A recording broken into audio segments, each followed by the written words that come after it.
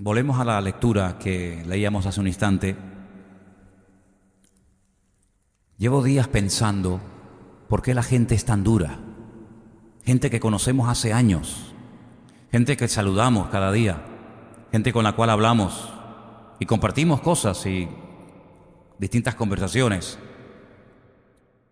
Seguramente te habrás preguntado cómo es posible que la gente que me conocía de antes y me conocen de ahora, viendo el cambio que he dado, viendo que mi vida ha ido a mejor, ¿por qué no aceptan?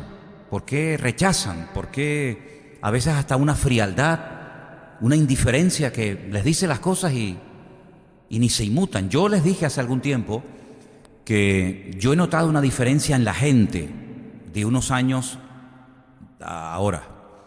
Hace años, cuando hablabas con la gente, discutían, te preguntaban: ¿y ustedes por qué creen esto? Ustedes son como los testigos de Jehová.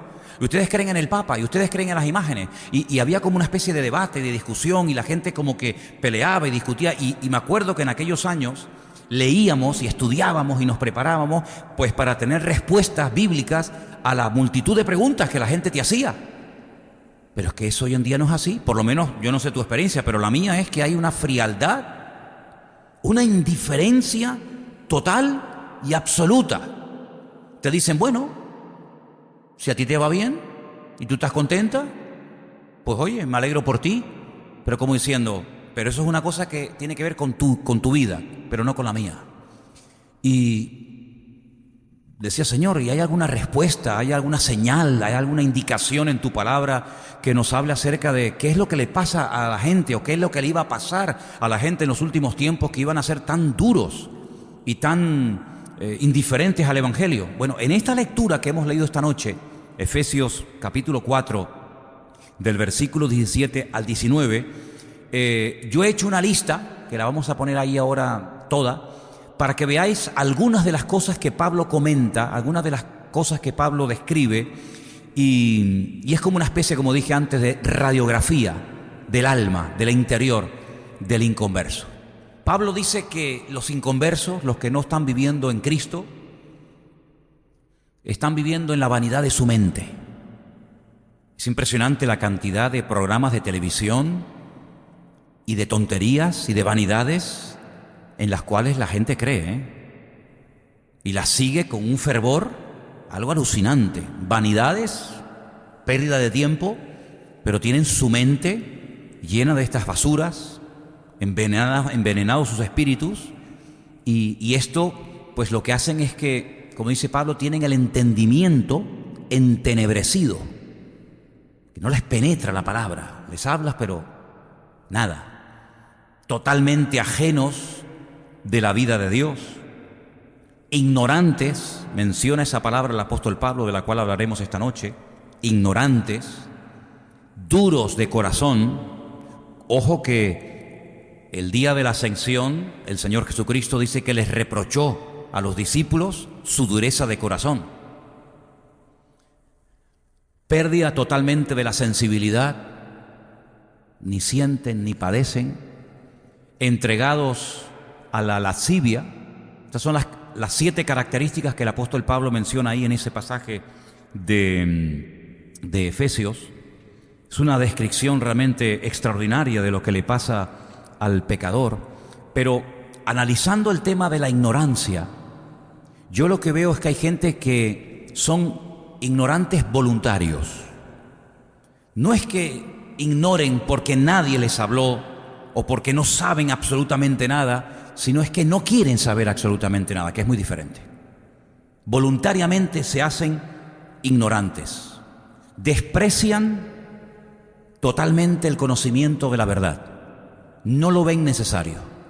Eso de la vida eterna, del cielo, del infierno, de Dios, de la muerte eterna del alma, un desprecio, una indiferencia, un rechazo al conocimiento total y absoluto, una indiferencia que muchas veces tiene su base, queramos reconocer o no, en el más absoluto orgullo.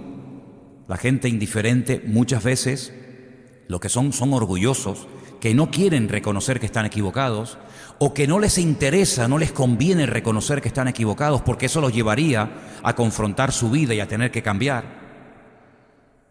Una falsa seguridad que los va a conducir a la ruina a muchas personas, es lo que hace que no busquen a Dios. Estoy tranquilo, tengo mi paguita, tengo mi casita, mi coche, tengo mi potajito del día, y esa falsa seguridad es lo que produce ese rechazo hacia todo aquello que implica cambios o el tener que renunciar a ciertas mentiras o tradiciones o costumbres para agradar a Dios.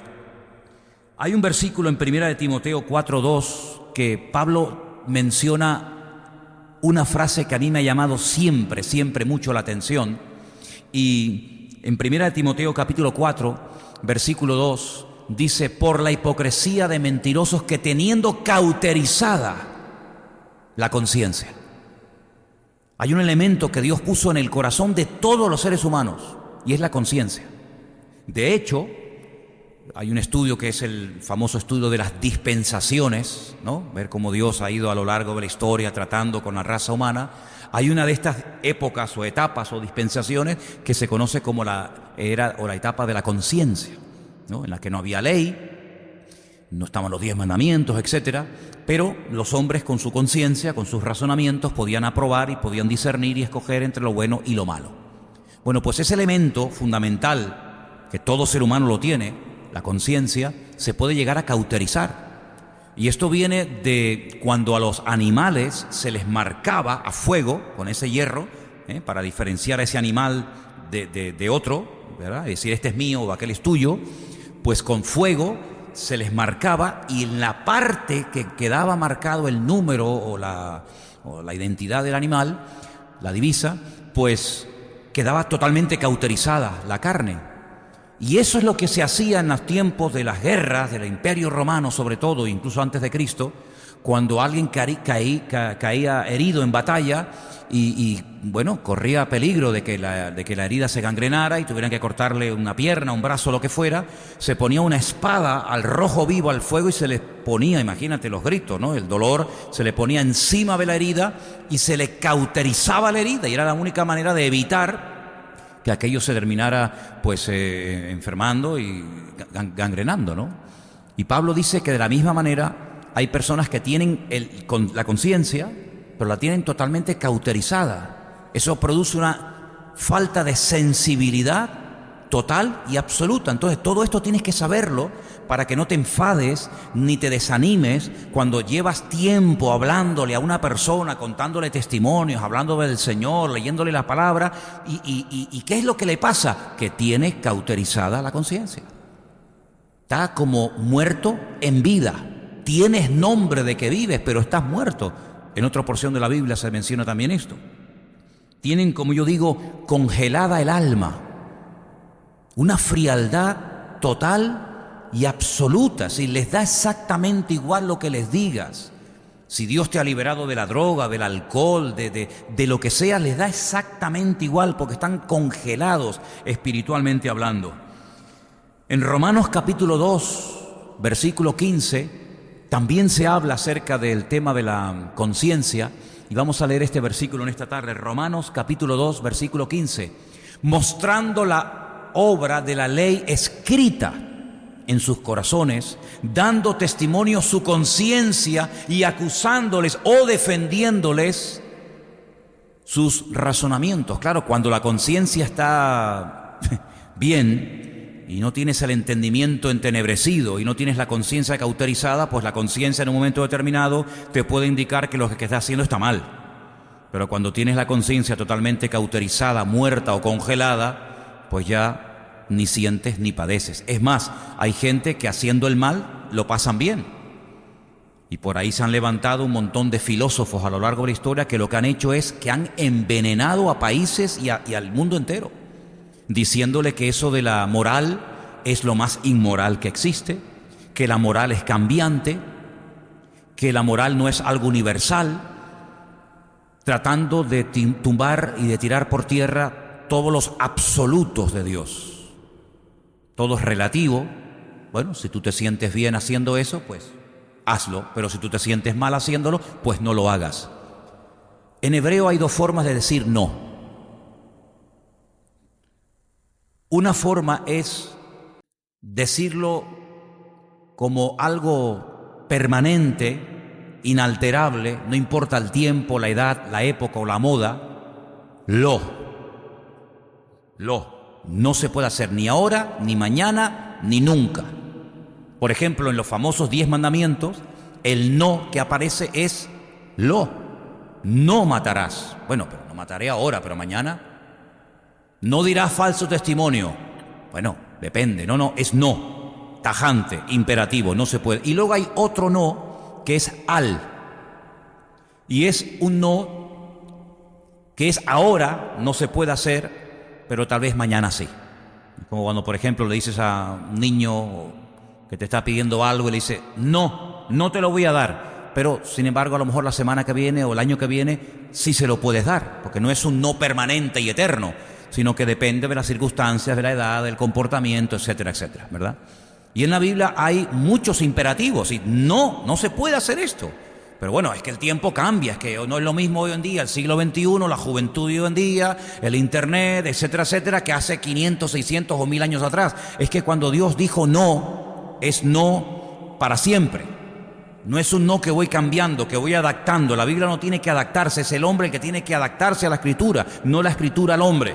Y el hombre lo que intenta es desacreditar la palabra diciendo que es un libro caducado, que en aquellos tiempos se vivía de una manera, pero que hoy en día se vive de otra, y estamos tratando de meter a Dios en nuestro estilo de vida.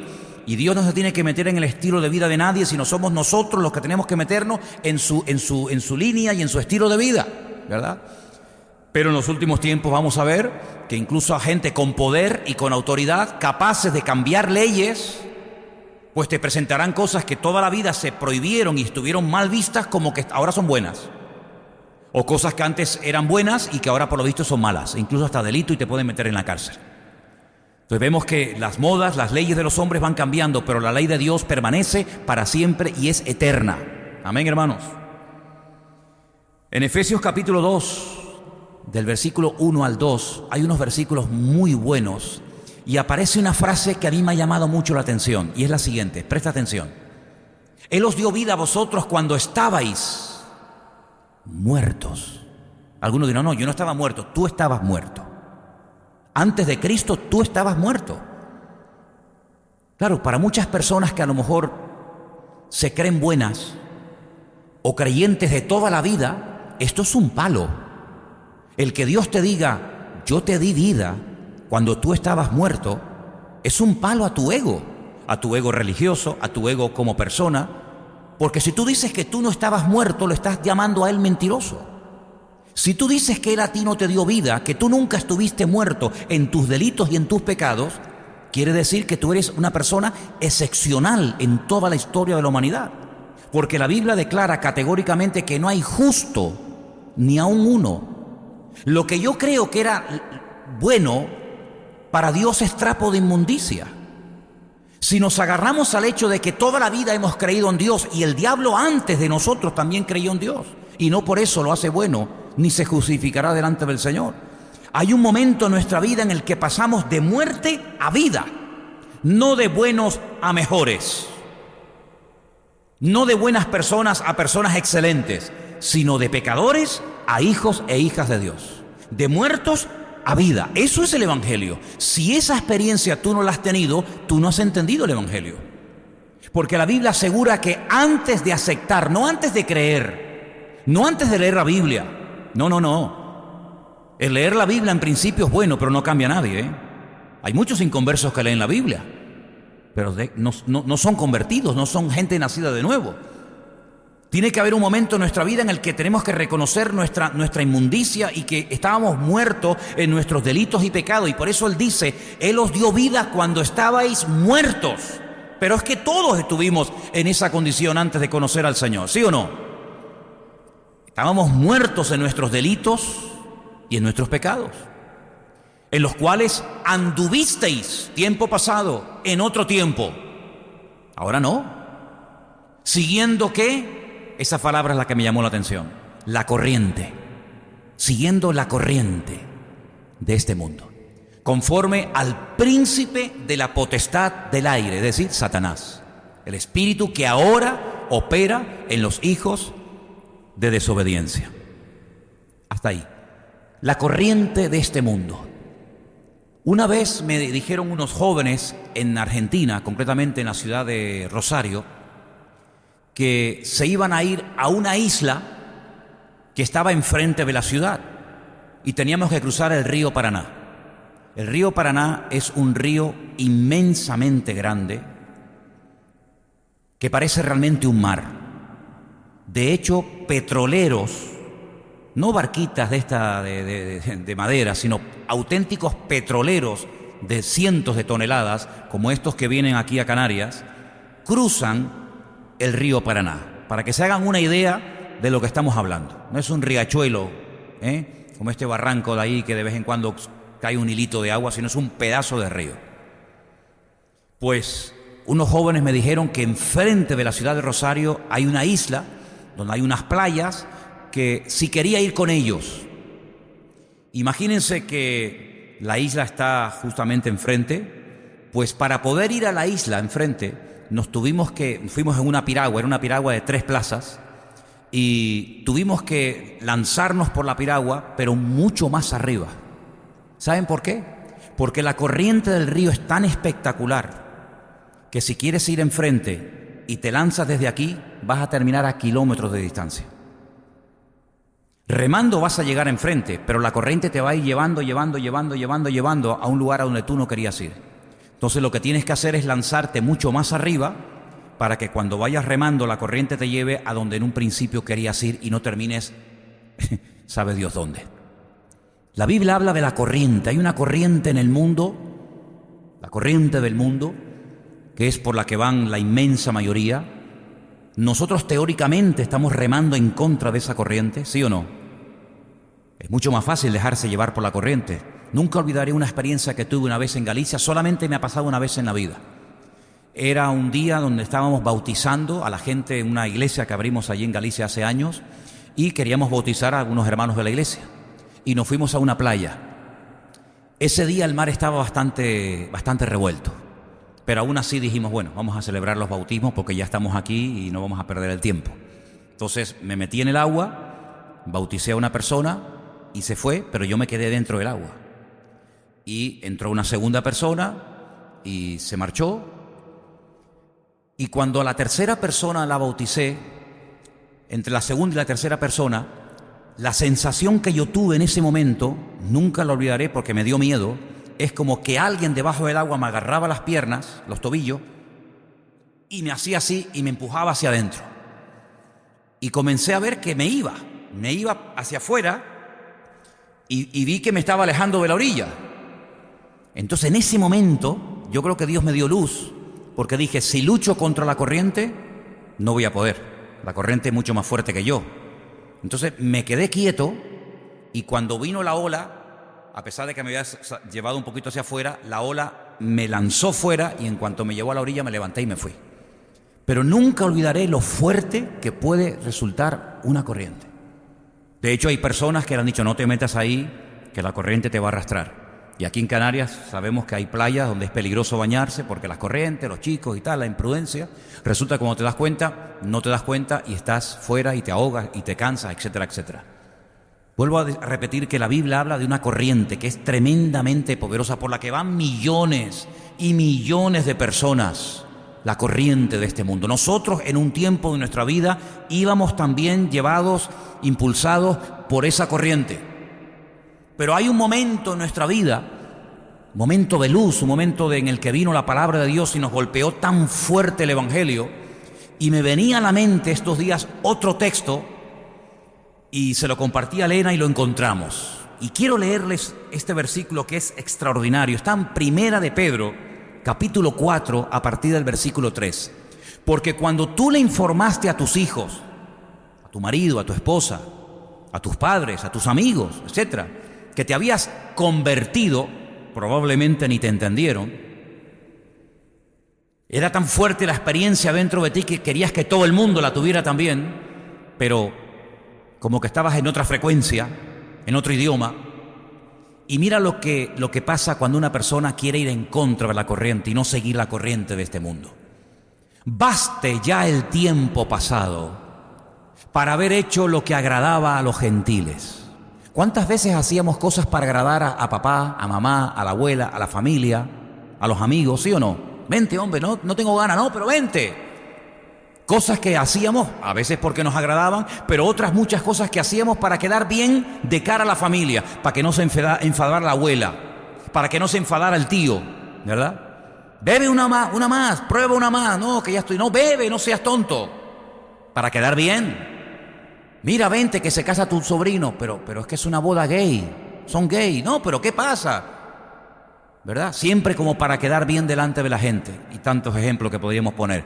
Pero dice la Biblia, basta, ya está. El tiempo pasado para haber hecho lo que agradaba a los gentiles, andando en lascivias, en concupiscencias, en embriagueces, en orgías, en disipación y abominables idolatrías. Ahora viene el versículo que me impactó muchísimo. A ese tipo de gente, les parece cosa extraña que vosotros no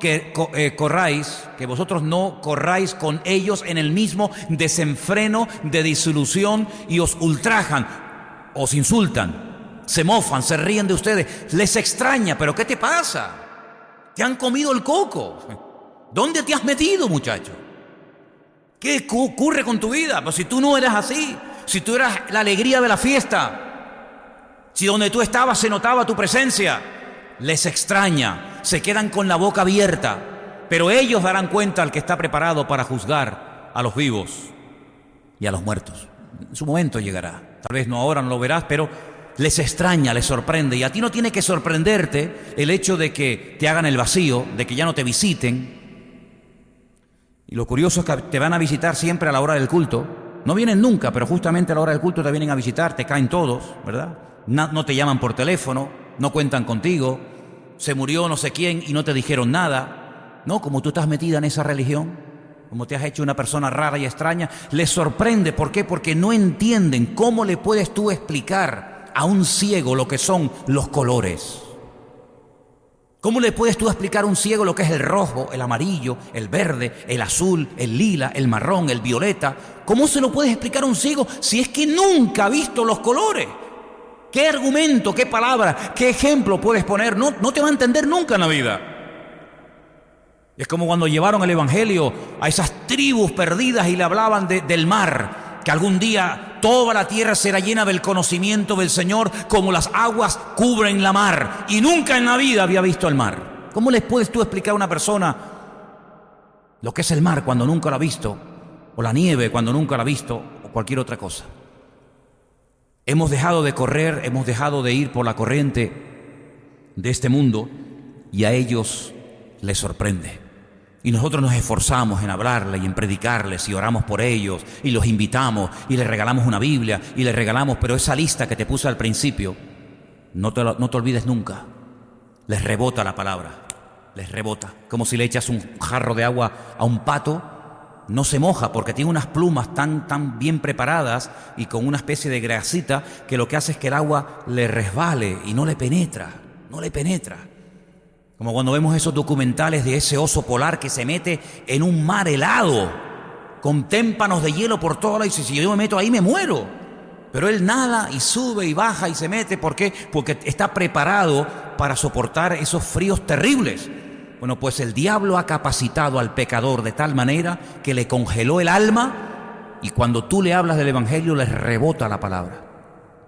Y todo eso tienes que saberlo para que no te desanimes, para que no te deprimas, para que no estés a base de bibliazo, conviértete y ven a la iglesia y conviértete y lee la palabra, sino que sepas que hay factores espirituales tremendamente poderosos que impiden muchas veces a la gente ver la realidad que para ti es un hecho real, pero que para ellos les suena como si fuera chino. Hay una frase que os quiero poner que me llamó mucho la atención en estos días y me pareció muy interesante. Y la frase dice: uno es responsable por no saber lo que podía y debía haber sabido. Te la vuelvo a repetir. Uno es responsable por no saber lo que podía y debía haber sabido. Hay gente que se hacen los tontos, que se hacen los ignorantes, pero saben más de lo que tú y yo nos podemos imaginar. Porque la Biblia asegura categóricamente que no tienen excusa. Aunque no hayan leído la Biblia, no tienen excusa. Aunque no les hayan predicado el Evangelio. Pero ¿cómo no pueden tener excusa si es que no han oído?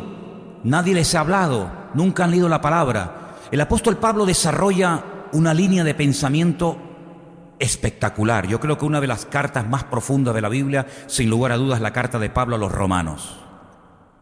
Y en los primeros capítulos, Pablo desarrolla una línea de pensamiento que te deja con la boca abierta, porque él llega a hablar, como hemos visto antes, de la conciencia, pero también hemos visto que la conciencia la puedes matar, la puedes cauterizar. Pero Pablo habla de otros elementos que en un momento determinado, esa persona que dice que no sabe nada del Evangelio, que no sabe nada de dónde te has metido, no tienen ninguna excusa para justificar su falta de búsqueda o de hambre por la parte espiritual. Vamos a leerlo. En Romanos capítulo 1, a partir del versículo 18, presta atención porque ahí Pablo dice cosas interesantísimas.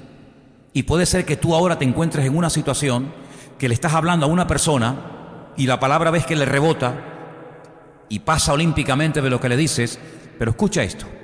La ira de Dios se revela desde el cielo contra toda impiedad e injusticia de los hombres que detienen con injusticia la verdad. Porque lo que de Dios se conoce les es manifiesto, pues Dios se lo manifestó. Porque las cosas invisibles de Él, hay muchas cosas invisibles de Dios, como por ejemplo su eterno poder, su deidad, se hacen claramente visibles desde la creación del mundo, siendo entendidas por medio de las cosas hechas, de modo que no tienen excusa. Vamos a parar ahí antes de seguir leyendo. Cuando una persona inconversa, que nunca ha leído la Biblia, que nadie le predicaba el Evangelio, ve un amanecer, o un atardecer,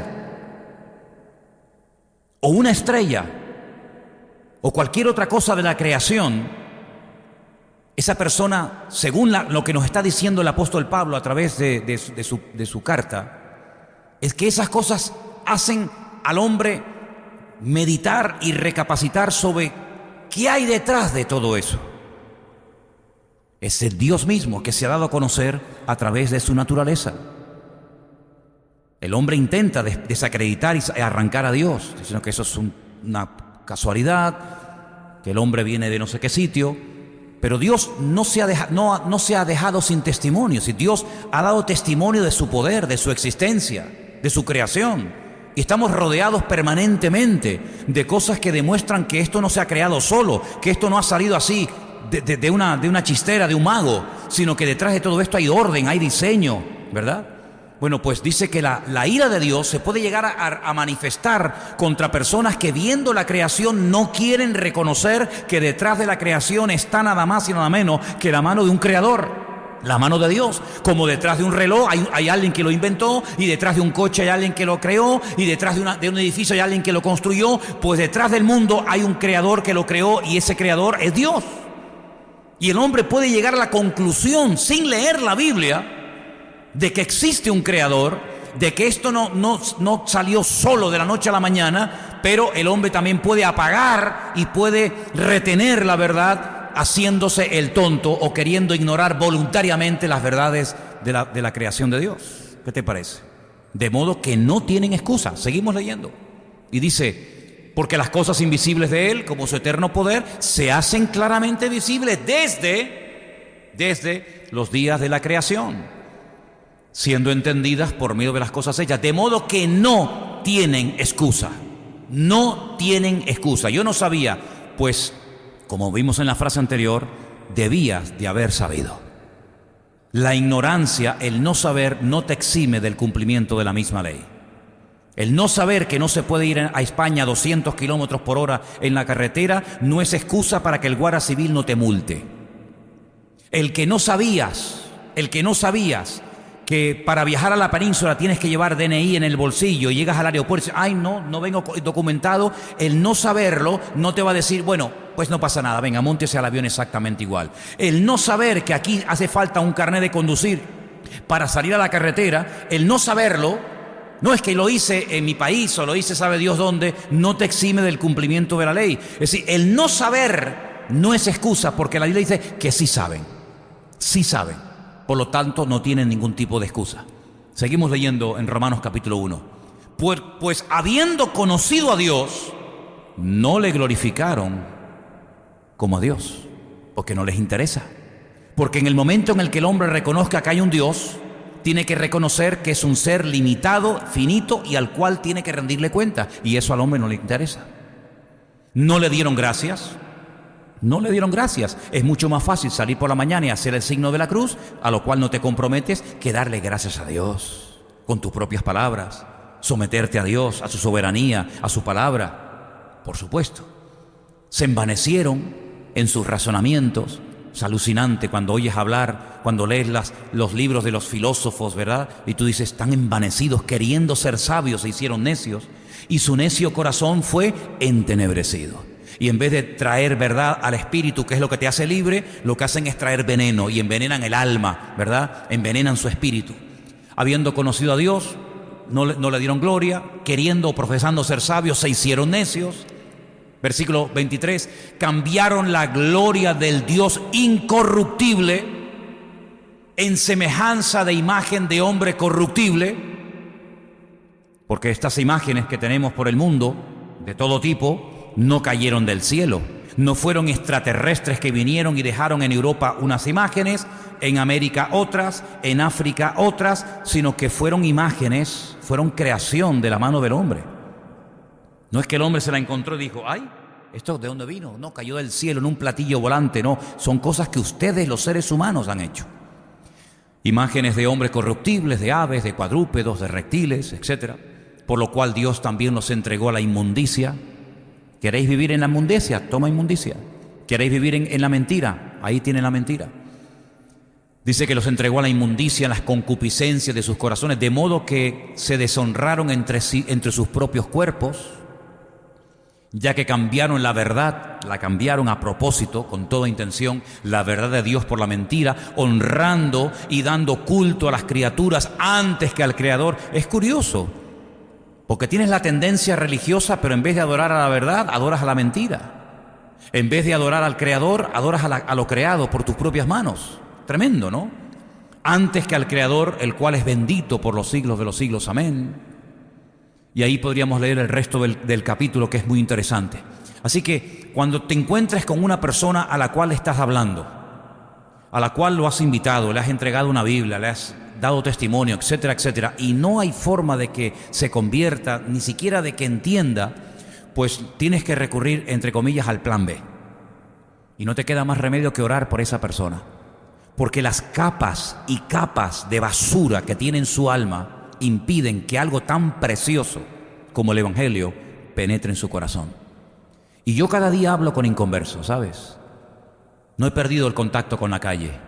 Hablo con inconversos y los veo tan vacíos.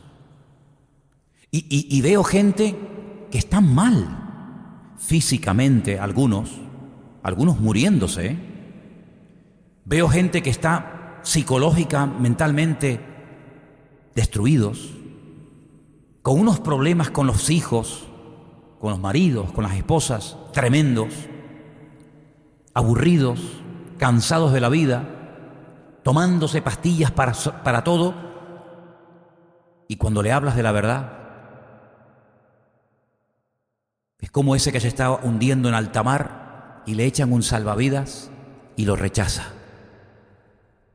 Es una locura estar hundiéndote en alta mar y que alguien pase y te lance una cuerda, te lance un salvavidas y rechazarlo, diciendo no, muchas gracias, y ver pasar el barco. Pues ¿cuántas personas conocemos? ¿Cuántas personas conocemos, vecinos, amigos, compañeros de trabajo, que sabes que su vida es un desastre, que están hundidos y tienen la respuesta delante de ellos y la ignoran, la rechazan, no la valoran, pero sin embargo después siguen buscando dónde van a buscar?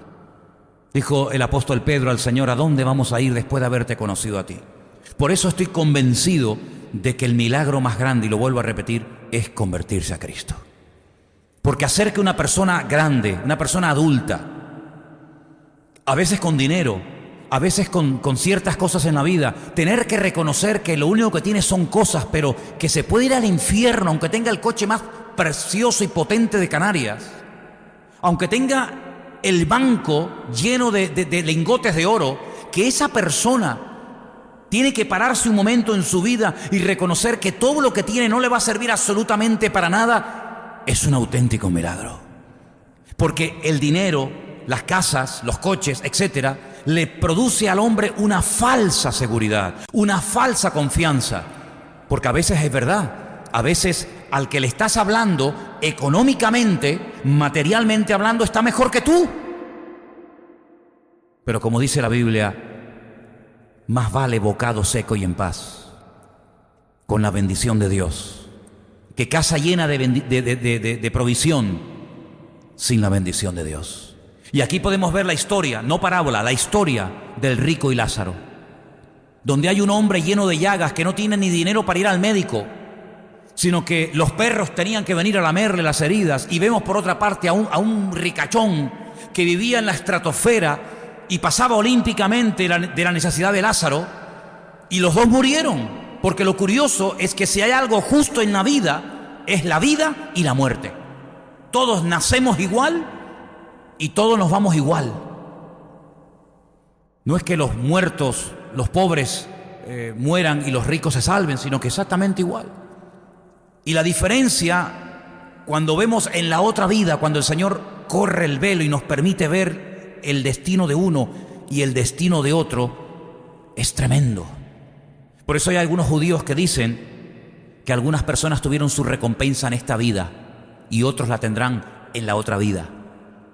Yo no sé si en esta vida llegaremos a tener una capacidad económica tremendamente poderosa, ni lo sé ni me interesa. Porque la Biblia dice que teniendo sustento y abrigo, ¿estemos contentos con esto? Pues si tenemos sustento y abrigo, pues tenemos que darle gracias a las autoridades de este país, porque este país ha llevado a la población a conformarse teniendo sustento y abrigo. ¿Sí o no? Porque en España hoy en día el que tenga sustento y abrigo ya se puede dar con un canto en los dientes. Ya no es cuestión de ahorrar y no sé qué, sino ya hoy en día tener un trabajito para poder cubrir tus necesidades y tal, ya eres el hombre más feliz del mundo. Pues mira tú por dónde es a ese estilo de vida al que nos quería llevar el Señor, a una dependencia diaria, total y permanente de parte nuestra por parte del Señor. Como el maná, que había que ir cada mañana a buscarlo. Pues lo que está bien claro es que la riqueza de nuestra vida no está en lo que tenemos. Como decía el apóstol Pablo mirando a la iglesia de Corinto, no hay muchos ricos, ni muchos sabios, ni poderosos entre vosotros, sino que a veces lo peor, lo vil y lo menospreciado es lo que Dios ha escogido para avergonzar a los que se creen ser algo. Así que nuestra riqueza no está en lo que tenemos, porque por mucho que podamos llegar a tener, siempre habrá gente que tendrá más que nosotros. Pero qué maravilloso es saber que podemos dormir en paz, cuando gente que tiene millones de euros no pueden dormir en paz. No sé si conoces a personas que tienen mucho más poder adquisitivo y mucho más patrimonio material que tú, y sin embargo cuando los oyes hablar están vacíos, enfermos, desanimados, destruidos, moral y espiritualmente, y sin embargo tú no tienes ni la mitad de lo que ellos tienen, pero tienes una riqueza y tienes la bendición de Dios y la paz de Dios, que eso no se puede comprar ni con todo el oro ni con toda la plata del mundo. ¿Cuántos dicen amén? Así que lo que tenemos que hacer es alimentarnos de la verdad. Y por eso vemos que España está como está, porque se está alimentando cada día de más y más y más y más mentiras. Y la mentira esclaviza. Y España, lo dije hace años, y lo vuelvo a repetir ahora al principio del año, España está en coma. España está en una situación en la que solamente es cuestión de ver las noticias y te das cuenta cómo está el mundo espiritual. Entenebrecido, una ceguera espiritual, una frialdad, una indiferencia, porque se realimentan de mentiras, de vanidades. Sin embargo, la Biblia dice que hay varias cosas que contienen la verdad. Primero, la Biblia. Tu palabra es verdad, ¿sí o no? Sabemos que si nos alimentamos de la palabra, nos vamos a alimentar de la verdad, porque la palabra de Dios es viva, es eficaz y es la verdad. Pero no solamente nosotros tenemos el privilegio de tener la Biblia, ¿verdad?, como base y fuente de la verdad, sino que tenemos a aquel que dijo: y yo soy también la verdad, el camino y la vida, y tenemos a Cristo. Pero dice la Biblia que el día o días antes de la despedida de Cristo de sus discípulos les dijo: ustedes están tristes porque no entienden las cosas. Porque a veces cuando no entendemos nos entristecemos, pero cuando logramos entender decimos: ahora entiendo por qué, y ya no estás triste. Os conviene que yo me vaya, porque si yo no me fuese, el Consolador no podría venir. Pero si yo me voy, yo rogaré al Padre para que os envíe el Espíritu Santo y esté con vosotros para siempre. Él tomará de lo mío y os lo hará saber, porque Él os guiará a la verdad. ¿Cuántos dicen amén? Luego tenemos la palabra, tenemos al Señor Jesucristo, que es la verdad, y tenemos al Espíritu de verdad dentro de nosotros. Pero hay una cuarta razón por la cual tenemos que estar tremendamente agradecidos al Señor, y es por la iglesia en la que estás. Porque la Biblia dice que la iglesia es la columna y el baluarte de la verdad. Una iglesia tiene que sentirse bienaventurada, dichosa y alegre cuando sea una productora de verdades, cuando comparte verdades, cuando alimenta al pueblo y a la gente que viene cada semana, cada jueves o cada domingo, cada sábado, cuando sea, con palabras de verdad. Y qué bueno es saber que cuando yo vengo a la congregación no me vengo a alimentar de mitos, de tontería, de cuentos, de viejas, sino me vengo a alimentar de la verdad. ¿Por qué? Porque en esa congregación la fuente es la palabra, y la palabra es la verdad, y la verdad me lleva a Cristo a través de su Espíritu Santo. ¿Cuántos dicen amén? Así que, queridos hermanos, que lo que el mundo no considera prioritario, como por ejemplo la búsqueda de la verdad, nosotros sí lo consideramos prioritario. La verdad no te va a buscar a ti, eres tú el que tienes que buscar la verdad. Así que pelea cada día, busca cada día la palabra, porque la verdad no te encuentra, eres tú el que encuentras la palabra cuando pones tu esfuerzo y tu interés en las cosas del Señor. Decía el otro día una persona: mira, la salud no es contagiosa. Tú estás sano, pero tú no contagias salud a nadie. Pero hay ciertas y determinadas enfermedades que sí son contagiosas. Entonces tú estás sano espiritualmente hablando, tú no vas a contagiar tu verdad a otros si esas personas no buscan por sí mismas la verdad. Lo que contamina es el pecado. El hombre ha perdido la sensibilidad de tal manera que ya no ve, ni oye, ni siente la llamada del Señor. Pero Dios es la respuesta a todos los males del mundo. Y yo confío de que este país, en vez de crear, entre comillas, cada vez más mentiras y más juguetes para entretener a la gente, que los tiene realmente anestesiados, observen la gente. ¿Qué es la anestesia? Bendita anestesia, gloria a Dios, los que hemos tenido varias veces que usarla. Porque la anestesia lo que hace es que le impide a la persona sentir el dolor. ¿Cómo tenían que hacer aquellas operaciones hace años? Cuando te arrancaban una muela sin anestesia, o cuando tenían que operar sin anestesia. ¿Te hubiera gustado vivir en esa época? Es terrible. Pero qué bueno cuando te anestesian, te quedas dormida, te sacan las tripas, te sacan todo y tú ni te enteras. Pues hay una anestesia que es la anestesia más poderosa del mundo y que ha infectado a la sociedad, y es el pecado. El pecado tiene anestesiado a millones de seres humanos de tal manera que no sienten la necesidad de buscar la verdad, no sienten la necesidad de nacer de nuevo, de buscar de Dios, no sienten ni padecen porque están anestesiados. Pero vamos a orar para que en este año Dios ablande muchos corazones, para que Dios toque esos corazones de piedra y los derrita, y podamos ver en este año gente que por lo menos se interesa, que por lo menos preguntan, y que no están en esa frialdad, en ese pasotismo, ¿verdad?, total y absoluto, sino que el Señor nos ponga personas en el camino que te pregunten y te digan: oye, ¿y eso que me dijiste el otro día? ¿O a dónde estás yendo? Vamos a orar por ese tipo de milagros en este año. Porque le hemos hablado a un montón de gente, pero yo creo que tenemos que entrar en una etapa en la que tenemos que pedir: Señor, ya no sé ni qué decirle, ni qué hablarle, ni cómo. Ahora yo te pido que lo que ha sido sembrado, Yo lo voy a regar con la oración para que tú toques esos corazones y se derritan y comiencen a sentir hambre y sed de ti y de tu palabra. Y es una de las promesas que dice la Biblia que ocurrirá también si oramos, que Dios enviará hambre y sed, pero no de pan ni de agua, sino de oír la palabra del Señor. Amén, hermanos. Cierra tus ojos ahí donde estás. Y vamos a orar a partir de ahora en esta línea, hermanos. Señor, pon hambre, pon apetito, pon deseos en la gente. Señor, que su alma que está fría, que su conciencia que está cauterizada, que son incapaces de reaccionar ante lo que se viene encima. Señor, te pido que ablandes sus vidas, Dios mío.